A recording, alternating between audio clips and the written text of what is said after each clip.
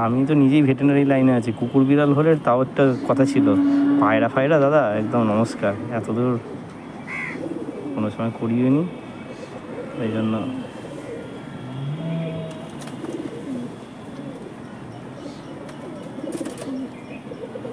বন্ধুরা, এটা হচ্ছে আমার কালদমা মতিয়া মাদি পায়রা। খুব ভালো ওড়ান পায়রাটা ছিল, কিন্তু দেখুন ওই গলার মধ্যে ফুটো হয়ে গেছে। এই 3 দিন আগে আমি একটু নিচের ব্রিডিংয়ের ঘরে রেখেছিলাম, একটা বাচ্চা মানে ফুটেছে, ডিম তাই দিচ্ছিলো। জানি না কার সাথে ব্রিডিং করে কি হয়েছে, পায়রাটাকে নিচে ছাড়তে গেছে, হাত থেকে স্লিপ খেয়ে ঘরের মধ্যে ওড়া লাগিয়েছে, আর ফ্যানের মধ্যে বাড়ি খেয়ে এই অবস্থা। তারপর আমি দেখিনি এখান দিয়ে রক্ত বেরাতে বা কিছু হতে, এখন গর্ত হয়ে গেছে পুরো। এখন সুনীলদার কাছে নিয়ে এসেছি, এটা সেলাই করে দেবে। তো দাদা অনেক কটা এরকম সেলাই করেছে, সবাই সুস্থ সবল আছে, ভালোভাবে বেঁচে গেছে। আমি এটাকে তাই জন্য নিয়ে আসলাম। আর আজকে যা ওয়েদার, পুরো বৃষ্টি নামার মতন অন্ধকার হয়ে গেছিলো, সেই অবস্থায় চলে এসেছি রেনকোট পরে। এই যে এখন ট্রিটমেন্ট চলছে, পুরো গর্ত হয়ে গেছে, ফ্যানে বাড়ি খেয়ে দেখুন। 3 দিন হয়ে গেছিলো, দেখিনি কিছু এখান থেকে বেরাতে, এখন দেখি হঠাৎ করে এখান থেকে জল বেরাচ্ছে, আর পোকাও বেরালো একটা, তাই না, ম্যাগট বেরালো। এই যে গমগুলো আটকে গেছে। দাদা যাই হোক, আমাকে গোপালদা বললো তুমি এরকমভাবে বাঁচিয়ে দাও, করেছিল ওরটা আগে। আমি ভেবেছিলাম যেন একে কী করবো, হসপিটালে নিয়ে চলে যাবো, ওরা করে দেবো না।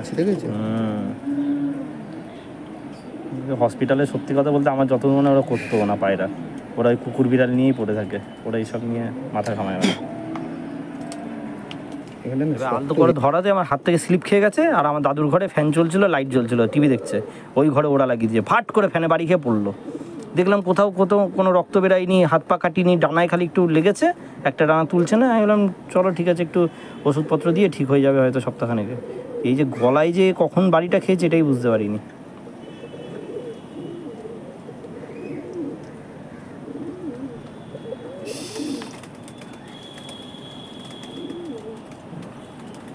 ঠিক আছে নাকি, কি মনে হচ্ছে?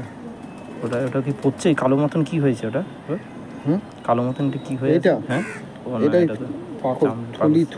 এটা চামড়াটা, বুঝেছো? এটাকে তুললে আর অসুবিধা হয়ে যাবে। তুমি তো দেখছি পায়রা নিয়ে মনে হচ্ছে পড়ে নিয়েছে, ডাক্তারি পড়ে নিয়েছে। এটাকে এই যে উইংসের গাঁটটা আছে, বুঝেছো? এটা আর কপাল ভালো যে উইংসটা হয়নি, তাহলে তো অবস্থা। তুমি চিন্তা করে গলায় এই জায়গায় এরকম হয়েছে, কিন্তু ঘাড় ব্যাকিনি এখনো পর্যন্ত। হ্যাঁ, ঘাড়।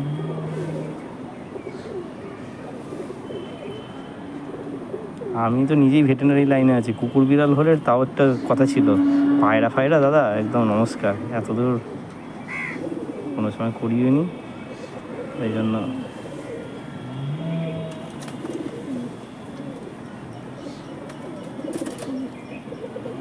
এগুলো কি বলো তো, পুরো এত এক্সপিরিয়েন্স ঘাটার উপরে, কজন পারবে বলো তো, কার আছে সাহস? আমার কাছে এরকম কেস প্রচুর আছে, বুঝেছো? যেহেতু আমি না করি না, কাউ কি হবে তুই। আমি আজকে যদি আমার চ্যানেলের থ্রু লোকে একটু জানে বা হয়, আমি নিজে আনন্দ পাবো।